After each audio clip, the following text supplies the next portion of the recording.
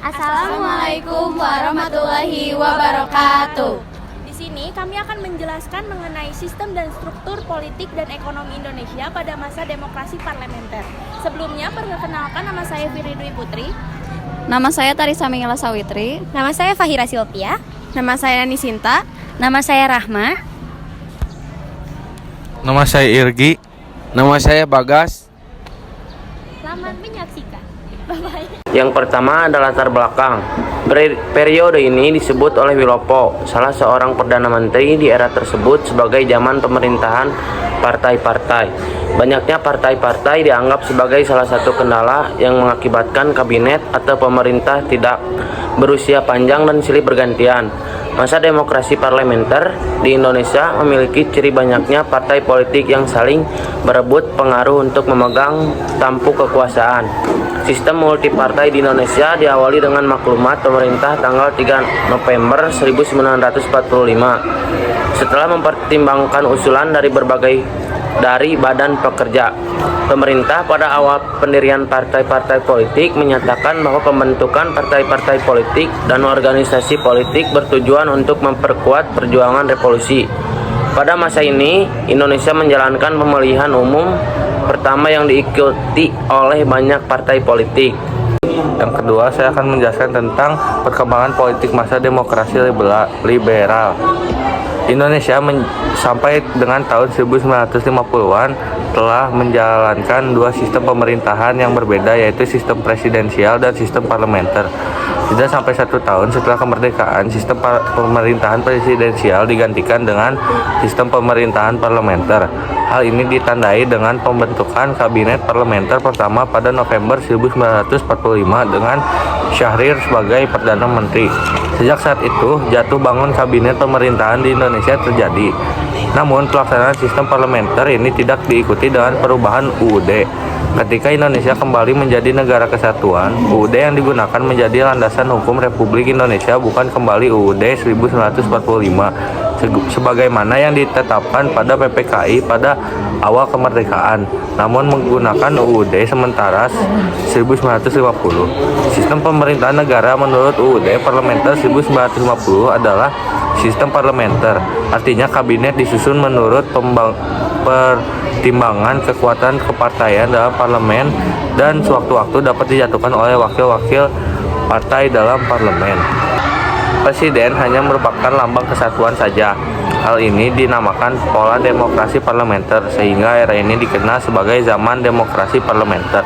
Salah satu ciri yang nampak dalam masa ini adalah kerap kali terjadi pergantian kabinet. Hal ini terutama disebabkan adanya perbedaan kepentingan di antara partai-partai yang ada. Perbedaan di antara partai-partai tersebut tidak pernah dapat terselesaikan dengan baik. Presiden Soekarno menyatakan bahwa demokrasi parlementer yang dijalankan di Indonesia tidak sesuai dengan jiwa bangsa Indonesia dan merupakan demokrasi impor. Ia ingin menggantinya dengan demokrasi yang sesuai dengan kepribadian bangsa Indonesia yang disebut dengan demokrasi terpimpin. Konsepsi presiden ini menuai perdebatan yang cukup sengit baik di parlemen maupun di luar parlemen. 2. Sistem kepartaian.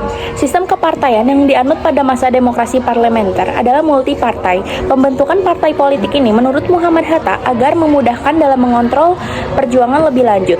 Hatta juga menyebutkan bahwa pembentukan partai politik ini bertujuan untuk mudah dapat mengukur kekuatan perjuangan kita dan untuk mempermudah meminta tanggung jawab kepada pemimpin-pemimpin barisan perjuangan. Walaupun pada kenyataannya partai-partai politik tersebut cenderung untuk memperjuangkan kepentingan golongan daripada kepentingan nasional. Partai-partai politik yang ada saling bersaing, saling mencari kesalahan, dan saling menjatuhkan. Partai-partai politik yang tidak memegang jabatan dalam kabinet dan tidak memegang peranan penting dalam parlemen sering melakukan oposisi yang kurang sehat dan berusaha menjatuhkan partai politik yang memerintah. Hal inilah yang menyebabkan pada era ini sering terjadi pergantian kabinet. Kabinet tidak berumur panjang sehingga program-programnya tidak bisa berjalan sebagaimana mestinya, yang menyebabkan terjadinya instabilitas nasional baik di bidang politik, sosial, ekonomi, dan keamanan. Kondisi inilah yang mendorong Presiden Soekarno mencari solusi untuk membangun kehidupan politik Indonesia yang akhirnya membawa Indonesia dari sistem demokrasi parlementer menuju demokrasi terpimpin. Lalu selanjutnya, yang ketiga yaitu pemilihan umum tahun 1945. Nah, pelaksanaan pemilihan umum 1955 ini bertujuan untuk memilih wakil-wakil rakyat yang akan duduk dalam parlemen dan dewan konstituen. Pemilihan umum ini diikuti oleh partai-partai politik yang ada serta oleh kelompok perorangan. Pelaksanaan pemilihan umum pertama dibagi dalam 16 daerah pemilihan yang meliputi 208 kabupaten, 2.139 kecamatan, dan 43.429 desa.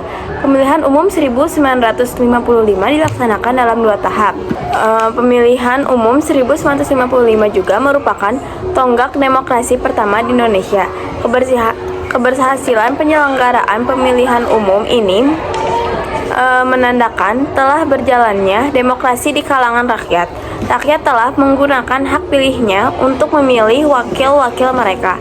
Banyak kalangan yang menilai bahwa pemilihan umum 1955 merupakan pemilu yang paling demokrasi yang dilaksanakan di Indonesia. Nah, tahap pertama untuk memilih anggota parlemen yang dilaksanakan pada 29 September 1955 dan tahap kedua untuk memilih anggota Dewan Konstituen, Badan Pembuat Undang-Undang Dasar yang dilaksanakan pada 15 Desember 1955. Pada pemilu pertama ini, 39 juta rakyat Indonesia memberikan suaranya di kotak-kotak suara. Selanjutnya ada sistem ekonomi nasional. Yang pertama ada pemikiran ekonomi nasional. Pada masa demokrasi liberal parlementer tahun 1950 sampai 1955, ekonomi Indonesia mulai aktif dalam memberikan pemikiran sistem ekonomi nasional. Latar belakang kemunculan pemikiran ekonomi nasional berawal dari keinginan ahli ekonomi Indonesia untuk menghapuskan pengaruh ekonomi kolonial dari Indonesia. Salah satunya yaitu Sumitra Jojo Hadikusumo, merupakan ekonom Indonesia yang aktif dalam mengemukakan gagasan sistem ekonomi nasional Indonesia. Dalam buku Ekonomi Indonesianya, dalam lintasan sejarah 2017, karya Budiono Sumitra Jojo Hadikusumo berpendapat bahwa pembangunan ekonomi Indonesia pada dasarnya adalah pembangunan ekonomi baru. Ekonomi baru yang dimaksud oleh Sumitra adalah sebuah sistem ekonomi yang bertumbuh pada masyarakat Bumiputra kelas menengah. Masyarakat kelas menengah diharapkan mampu menjadi pengusaha Bumiputra yang dapat berperan dalam pertumbuhan ekonomi nasional. Pada tahun 1950, Sumitra Jojo Hadikusumo menerapkan program ekonomi benteng untuk merealisasikan pemikiran ekonomi nasionalnya. Penerapan program ekonomi benteng bertujuan untuk memberikan bantuan sebesar-besarnya dalam bentuk menteri maupun pelatihan kepada pengusaha-pengusaha Bumiputra. Program ekonomi benteng ini berlangsung pada tahun 1950 hingga 1957. Yang kedua, sistem ekonomi liberal. Struktur perekonomian yang diwarisi dari penguasa kolonial masih berat sebelah. Nilai ekspor Indonesia pada saat itu masih sangat tergantung pada beberapa jenis hasil perkebunan, yang nilainya jauh di bawah produksi pada era sebelum Perang Dunia Kedua. Permasalahan yang dihadapi pemerintahan Indonesia pada saat itu mencakup permasalahan jangka pendek dan permasalahan jangka panjang. Permasalahan jangka pendek yang dihadapi pemerintahan Indonesia saat itu adalah tingginya jumlah mata uang yang beredar dan meningkatkan biaya hidup. Permasalahan jangka panjang yang dihadapi pemerintahan adalah pertambahan jumlah penduduk dengan tingkat hidup yang rendah. Beban berat ini merupakan konsekuensi dari pengakuan kedaulatan. Namun, sejak tahun 1951, penerimaan pemerintahan mulai berkurang disebabkan menurunnya volume perdagangan internasional. Indonesia sebagai negara yang berkembang tidak memiliki komoditas ekspor lain kecuali dari hasil perkebunan. Kondisi ini membawa dampak perkembangan perekonomian Indonesia yang tidak mengaruh pada stabilitas ekonomi, bahkan yang terjadi adalah sebaliknya. Di sisi lain, pengeluaran pemerintahan semakin meningkat akibat tidak stabilnya situasi politik sehingga angka defisit semakin meningkat. Selanjutnya, kebijakan yang ditempuh pemerintah untuk menanggulangi permasalahan tersebut diantaranya adalah melaksanakan industrialisasi yang dikenal dengan Rencana Sumitra.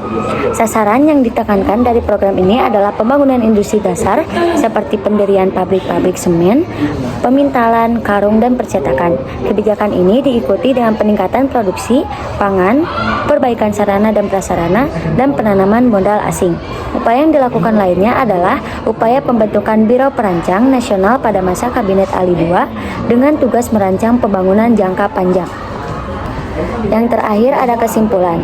Salah satu ciri yang nampak dalam masa demokrasi parlementer adalah seringnya terjadinya pergantian kabinet, mulai dari kabinet Natsir, kabinet Sukiman, kabinet Wilopo, kabinet Ali Sasro Amijoyo I, kabinet Burhanuddin Harahap, kabinet Ali Sasro Amijoyo II, dan kabinet Juanda.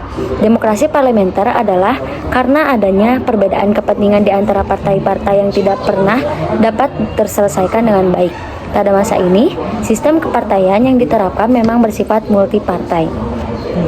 Pemilu pertama di Indonesia berhasil dilaksanakan pada masa demokrasi parlementer dan menampilkan 4 partai besar dalam perolehan kursi hasil pemilu, yaitu PNI, Masyumi, NU, dan PKI.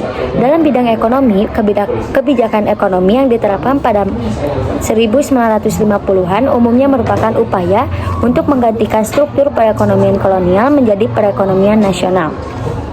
Sekian dari kelompok kami. Terima kasih telah menonton videonya. Wassalamualaikum warahmatullahi wabarakatuh.